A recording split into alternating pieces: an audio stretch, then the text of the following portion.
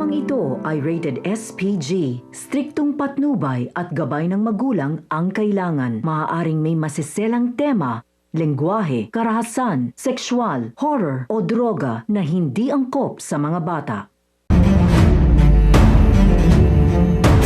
Mapagpalang araw mga kapamilya, narito ang mga pinakamainit na tagpo sa Blood versus Duty.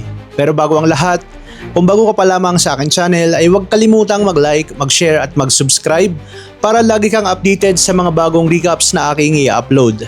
Habang patuloy na pinaghahandaan ni Jalil ang depensa ng kanilang isla, sinasanay niya ang kanyang mga kabaryo kung paano gamitin ang mga armas upang maprotektahan ang kanilang sarili laban sa anumang banta.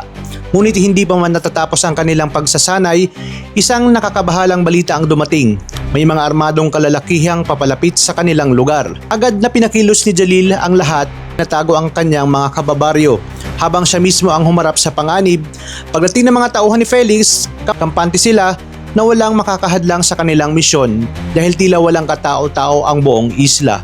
Ngunit nagulat sila nang biglang humarap si Jalil at matapang na utusan silang umalis. Sa halip na umatras, pinagtawanan lamang siya ng mga armadong kalalakihan dahil nag-iisa itong nakatayo sa kanilang harapan. Ngunit ilang sandali lamang ang lumipas, isa-isang lumitaw ang kababaryo ni Jalil at sabay-sabay nilang tinutukan ng mga armas ang mga kalaban.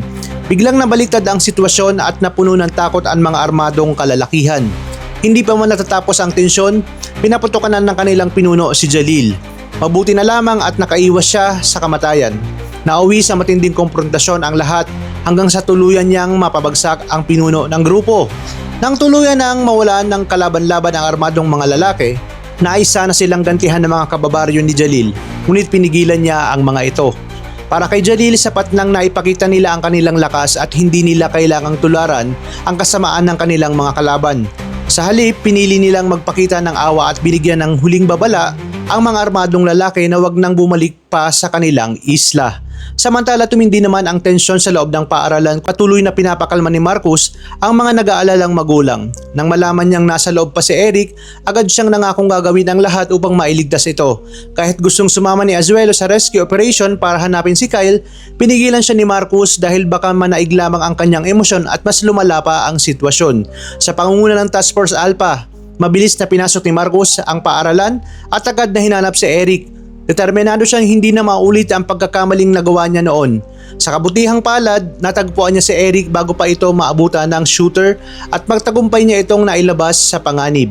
Ngunit habang may mga nailigtas, isang mas malaking trahedya naman ang nagbabanta. Natagpuan ni Gab ang isang nambuli sa kanya, niya na sana itong tatapusin bilang ganti sa lahat ng sakit ng kanyang pinaglaanan.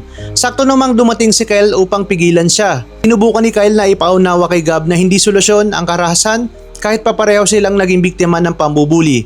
Ngunit hindi nakinig si Gab. Kaya sa desperadong pagtatangka ni Kyle na maagaw ang baril, nagkaroon ng matinding agawan sa pagitan nilang dalawa. At isang iglap, isang putok ng baril ang umalingaw-ngaw sa buong paligid.